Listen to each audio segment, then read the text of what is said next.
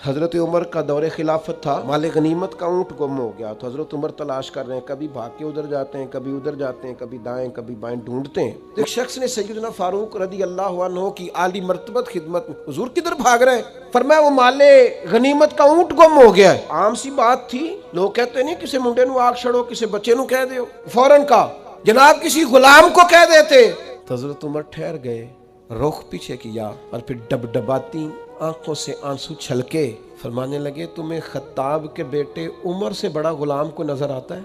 मैं भी तो गुलाम ही हूं ना, मैं और किसी को क्या गुलाम समझूं, मैं भी तो गुलाम ही हूं।